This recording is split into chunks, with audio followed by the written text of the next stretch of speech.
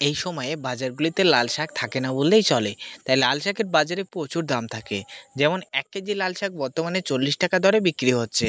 তাই আপনি যদি এখনও লাল শাক চাষ করতে পারেন তবে প্রচুর পরিমাণে আপনি দাম পাবেন।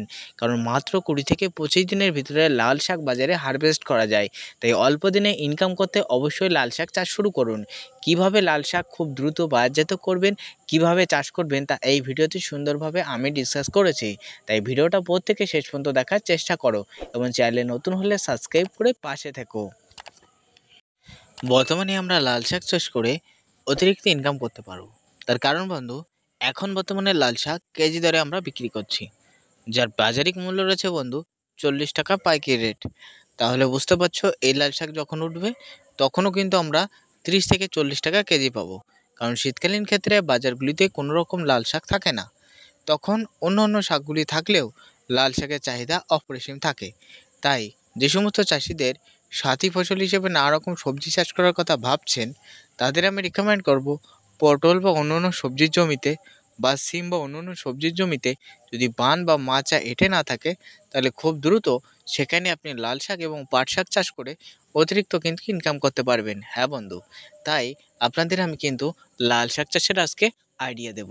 কিভাবে লাল শাক চাষ করবেন, কোন সহজ পদ্ধতিতে লাল শাক চাষ করলে খুব দ্রুত বাজারে বিক্রি করা যায় এবং কিভাবে আপনি কোন পদ্ধতির মাধ্যমে লাল শাকগুলি খুব দ্রুত বাজারজাত করবেন সেটা নিয়েও আলোচনা করব। তাই চলুন বন্ধু, শুরু করা যাক। এবছর আমাদের কিছু কিছু জেলা প্রচুর পরিমাণে বন্যার সৃষ্টি হয়েছে এবং বন্যার ফলে মাঠ ঘাট বা অধিকাংশ স্থান কিন্তু বুড়ে গেছে। ফলে বন্ধু, যে সমস্ত এলাকাগুলিতে প্রচুর হারে অর্থাৎ মাঠ কিন্তু ফসলে ভরা ছিল সেগুলো তো নষ্ট হয়ে গেছে। তাহলে সবজিগুলি প্রধানত যে যে অঞ্চলগুলি জলে ভরেনি, বিশেষ করে উত্তর ২৪ পরগনার কিছু অংশ, উত্তর ২৪ পরগনা রয়েছে বন্ধু, উত্তর ২৪ পরগনা অর্থাৎ বিশেষ করে বাংলাদেশের কিছু সাইডগুলো এলাকাগুলিতে কিন্তু অধিকাংশ স্থানে কিন্তু কোনো রকম বন্যা হয়নি। এবং কি বন্ধু, এর ফলে আমরা কিন্তু আমাদের গাছগুলিতে যদি টেকাতে পারি তাহলে কিন্তু আমরা এখান থেকে ইনকাম করতে পারবো। বুঝতে পেরেছ? তার কারণ এখানে সবজিগুলি কিন্তু অধিকাংশ মানুষ খেয়ে বেঁচে থাকবে। তাই বাজারে কিন্তু দরটাও অতিরিক্ত হারে বাড়বে। হ্যাঁ বন্ধু, এখন আপনি ১০০ টাকা নিয়ে বাজার করতে যাবেন, দেখবেন যে আপনি বাজারে প্যাকেটে আপনার ভরবে না, প্রচুর সবজির দাম রয়েছে। কিন্তু আর কিছুদিন বাদে আপনি যখন যাবেন তখন দেখবেন ১০০ টাকায় আপনার প্যাকেট ভরে আরও ছাপিয়ে যাচ্ছে, কারণ তখন সবজির দাম কম থাকবে। তাই আমি কথা না বাড়িয়ে মাত্র ২৫ থেকে ৩০ দিনে কীভাবে লাল শাক বাজারজাত করবেন সেটা নিয়ে কথা বলবো। তাই চলো বন্ধু, ভিডিওটা কত বেশি না লং করে অবশ্যই শুরু করি। লাল শাক চাষের ক্ষেত্রে আমরা জমিটা তৈরি করি। কিভাবে তৈরি করি? এবার অনেকেই বলতে পারো, দাদা আপনি লাল শাক চাষের ক্ষেত্রে জমি তৈরি কিভাবে জমিটা তৈরি করেন? লাল শাক চাষের ক্ষেত্রে আমরা প্রথম অবস্থায় আমাদের জমিগুলিতে বস্তা বস্তা সিঙ্গেল সুপার ফসফেট ব্যবহার করি। এবার বলতে পারেন, দাদা সিঙ্গেল সুপার ফসফেট আমরা তো ব্যবহার করি না। সরষে চাষের ক্ষেত্রে, ধান চাষের ক্ষেত্রে মাঝে সাঝে ব্যবহার করি, আমরা তো দানাদার সার ব্যবহার করি। কিন্তু বন্ধু, লাল শাক চাষের ক্ষেত্রে বা শাক চাষের ক্ষেত্রে একটু ব্যতিক্রমী ধর্মী আপনি নিয়ম পালন করবেন। হ্যাঁ বন্ধু, কম দামে সার সিঙ্গেল সুপার ফসফেট মাত্র ১০ থেকে ১১ টাকা নেয়, ১ কেজি পেয়ে যাবেন। সেই সার আপনি পার কাটাতে মিনিমাম ১.৫ থেকে ২ কেজি ছড়ান, ছড়িয়ে ভালোভাবে জমিটা তৈরি করুন। এই সিঙ্গেল সুপার ফসফেটের ভিতরে ক্যালসিয়াম এবং সালফার থাকায় যা গাছগুলির অতিরিক্ত গতি বৃদ্ধি করতে সাহায্য করবে, মাটি শোধন করবে এবং নানান ক্ষেত্রে নানান কাজে কিন্তু ব্যবহৃত হবে। তাহলে এই সিঙ্গেল সুপার ফসফেট আমরা জমিতে ছড়াবো কাঠাপ্রতি ২ কেজি দিয়ে ট্র্যাক্টরের সাহায্যে ভালো করে আমরা কিন্তু চাষ দিয়ে দেবো। হ্যাঁ বন্ধু, ট্র্যাক্টরের সাহায্যে ভালো করে চাষ দিয়ে দেবো। এবার চাষ দেওয়ার পর এবার অনেকেই বলতে পারো, দাদা বীজ যদি ছড়িয়ে দিই তাহলে কি অসুবিধা হবে? কিচ্ছু হবে না, একটা বীজও নষ্ট হবে না, কারণ তোমার বীজের অঙ্কুরোদ্গম হবে ৩ দিন বাদে। তার ভিতরে মাটিতে পর্যাপ্ত পরিমাণে যে রস আছে তাতেই কিন্তু সিঙ্গেল সুপার ফসফেট টেনে নেবে। বুঝতে পেরেছো? আর তুমি যদি সেখানে দানাদার সার দাও, তাহলে কিন্তু হালকা পরিমাণে রয়যুক্ত মাটিতেই তো লাল শাক বপন করবে, একেবারে কাদা কাদা ভিজে ভিজে মাটিতে তো বপন করবে না। তাহলে যদি হালকা পরিমাণে রয়যুক্ত মাটিতে তুমি যদি এই রকমভাবে লাল শাক চাষ করো তাহলে সেখানে যদি দানাদার সার দাও সহজেই কিন্তু রাসায়নিক সারের অ্যাকশানগুলি মাটির ভিতরে মিশবে না। বুঝতে পেরেছো? তাহলে কী হবে? যদি না মেশে তাহলে কী হবে? তাহলে কিন্তু গাছ পর্যাপ্ত পরিমাণে শেকড় ছেড়ে খেতে পারবে না। তাই কিন্তু সিঙ্গেল সুপার ফসফেট এখানে ব্যবহার করতে হবে। কত পরিমাণে আপনি ব্যবহার করবেন আমি ফার্স্টেই বলে দিলাম, কাঠাপ্রতি 1.5 থেকে 2 কেজি করে ব্যবহার করবে। এবার ট্র্যাক্টরের সাহায্যে রুটারের সাহায্যে যখন চাষ দেবে বন্ধু, এবার শেষ চাষের সময় তোমাকে যেটা করতে হবে, এখন যেহেতু বন্ধু আমার এলাকায় এই যে ট্র্যাক্টরগুলিতে প্রচুর পরিমাণে বাসুই বা মই কিন্তু দিয়ে কিন্তু টানাচ্ছে, মানে বাসুই দেওয়া হচ্ছে এবং একজন কিন্তু দাঁড়িয়ে থাকছে সেই বাসুইয়ের পরে, এবং সেটা কিন্তু টানার ফলে জমিটা সমান হয়ে যাচ্ছে। কেউ কিন্তু আর সেই আদিমকালের কিন্তু গরুর লাঙল নিয়ে হাল পদ্ধতিতে কেউ কিন্তু চাষ করছে না। এবার যে সেকেন্ড চাষের সময় আপনাকে কী করতে হবে, সেকেন্ড যখন চাষ দেবেন তখন কিন্তু আপনি বীজটা ভালো করে ছড়িয়ে দেবেন, এবং সেকেন্ড যখন চাষ দেবেন তখন কিন্তু আপনি ট্র্যাক্টরকে বলবেন যে যেন ডাবিয়ে চাষ না দেয়, মাটির ওপরে ওপরে কিন্তু যেন চাষ দেয়, মানে হালকা পরিমাণে যেন বুলিয়ে যায়। এবং আপনি কিন্তু যদি পারেন গরুর লাঙল নিয়ে আপনি বীজটা ছড়িয়ে দেবেন গরুর লাঙলের আগে, অর্থাৎ যখন কিন্তু চাষ দেবে তখন তার আগে বীজটা ছড়িয়ে দিয়ে একটা চাষ দিয়ে বাসুই দিয়ে দেবেন, তাতেও কিন্তু পর্যাপ্ত পরিমাণে চারা বার হবে। বুঝতে পেরেছেন? অবশ্যই জৈযুক্ত মাটিতে কিন্তু বীজটা ছড়াবেন লাল শাক, তাতে কিন্তু আপনি শীতকালীন ক্ষেত্রে প্রচুর ইনকাম করতে পারবেন। এবার চলুন বন্ধু নেক্সট পরবর্তী ধাপে আমি যাই।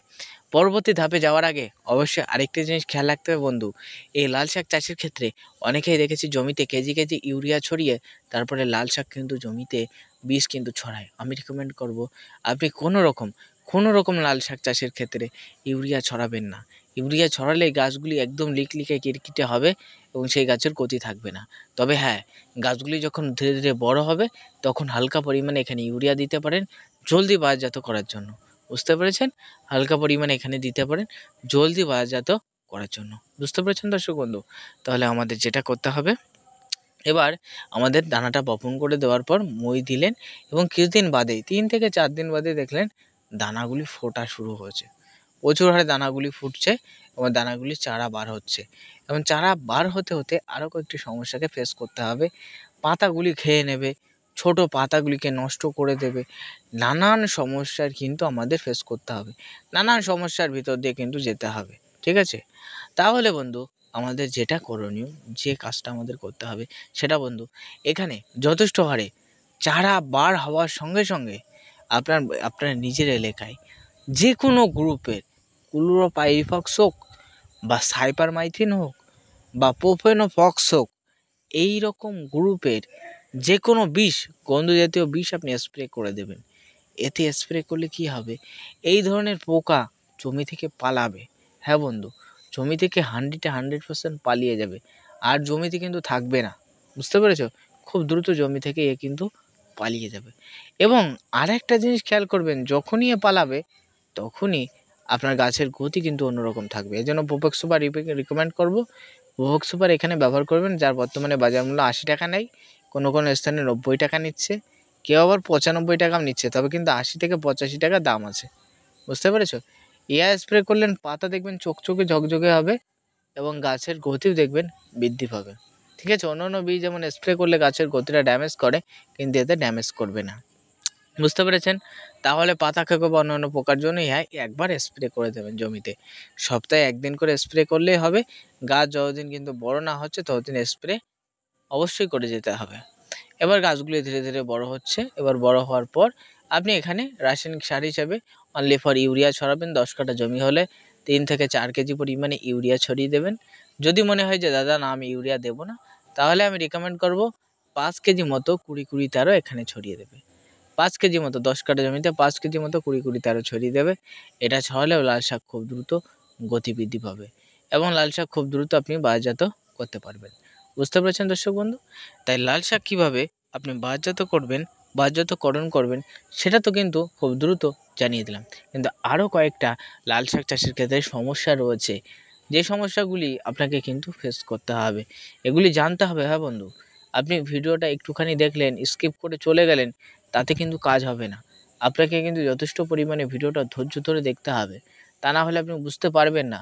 আপনাকে যথেষ্ট হারে অবশ্যই বুঝতে হবে। সেজন্য বন্ধু, যে সমস্ত চাষিদের দেখছেন যে পটল চাষ করেছেন, পটলের জমিটা ফেলানো আছে, পাশনি বা খুসনি টেনে দিন, খুব সুন্দরভাবে পাশনি বা খুসনি টেনে দিন, দিয়ে বন্ধু সেখানে লাল শাকের দানাটা ছড়িয়ে দিন। হ্যাঁ বন্ধু, অবশ্যই লাল শাকের দানাটা ছড়াতে হবে।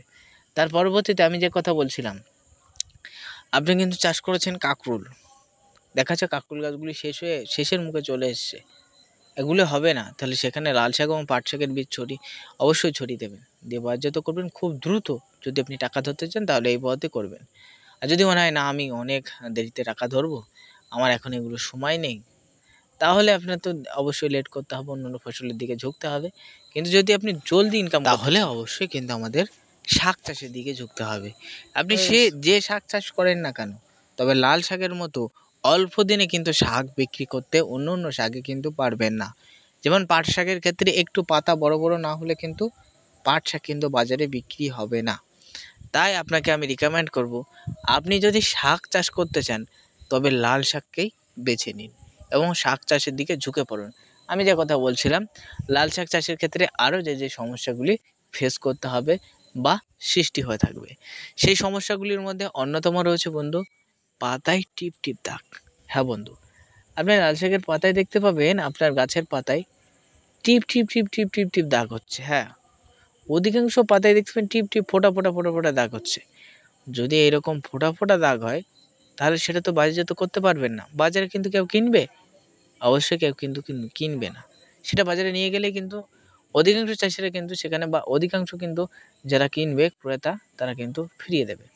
তাই আপনাকে যেটা করতে হবে, পাতায় টিপ টিপ দাগের হাত থেকে রক্ষা করার জন্য এখানে only for Dithane M45 powder একদিন হলে স্প্রে করবেন। তবে ডাইথেনের থেকে মাত্র 10 টাকা দাম, 10 টাকা বেশি রয়েছে সাব ফাঙ্গিসাইড। হ্যাঁ বন্ধু, এই সাব ফাঙ্গিসাইড স্প্রে করুন। 10 টাকা তো বেশি, তাই না? এই সাব ফাঙ্গিসাইড প্রত্যেক 10 লিটারে মিনিমাম 20 গ্রাম জলে গুলে সাব পাউডারটা স্প্রে করুন। সপ্তাহে 2 দিন স্প্রে করুন। আপনি দেখতে পাবেন গাছের গতি অন্যরকম থাকবে, গাছের পাতা কালো কুচকুচ থাকবে এবং গাছের পাতায় টিপ টিপ দাগ বা সেটা হওয়া থেকে বন্ধ হবে। তবে হ্যাঁ, আপনি যখন শাককে হারভেস্ট করবেন, বাজারে বিক্রি করবেন, দেখাচ্ছে আজকে আপনি বিক্রি করবেন, দেখাচ্ছে আপনি কালকে বিক্রি করবেন, তাহলে আজকে কিন্তু কোনো গাছের সাব ফাঙ্গিসাইড স্প্রে করবেন না। তাহলে পাতায় কিন্তু একেবারে সাদা হয়ে থাকবে। আপনি যখন বাজারে বিক্রি করতে যাবেন সেই শাক কিন্তু কেউ কিনতে চাবে না। ঠিক আছে? তাই মিনিমাম 1 সপ্তাহ আগে আপনি কিন্তু গাছে স্প্রে করবেন। তার আগে যদি স্প্রে করেন অবশ্যই খেয়াল রাখবেন যে আপনি বাজারজাত করবেন কিনা সেটা দেখেই অবশ্যই স্প্রে করবেন। তাহলে টিপ টিপ দাগ কী জন্য হয় অবশ্যই জানিয়ে দিয়েছি, যে টিপ টিপ দাগ এই জন্য হয় গাছের যথেষ্ট হারে যদি পাতায় এরকম টিপ টিপ অর্থাৎ প্রচুর হারে যদি দেখা যায় জিঙ্কের ঘাটতি রয়েছে, সেই সঙ্গে আপনার গাছে যথেষ্ট হারে রয়েছে অন্য খাদ্যের ঘাটতি রয়েছে, ম্যাংকোজেমের ঘাটতি রয়েছে, তার ফলে কিন্তু এই পাতায় সমস্যা সৃষ্টি হয়ে থাকে। তাই বর্তমানে কীভাবে লাল শাক চাষ করবে সেটা নিয়ে আজকের ভিডিওতে সুন্দরভাবে ডিসকাস করলাম। তাই ভিডিও ভালো লাগলে প্রত্যেকে লাইক করবে, চ্যানেলের নতুন সাবস্ক্রাইব করবে, ভিডিওটা শেয়ার করে অন্য চাষি দেখার সুযোগ করে দেবে। আজকের ভিডিও এখানে শেষ করছি। প্রত্যেকে ভালো থাকবেন, সুস্থ থাকবেন, টাটা।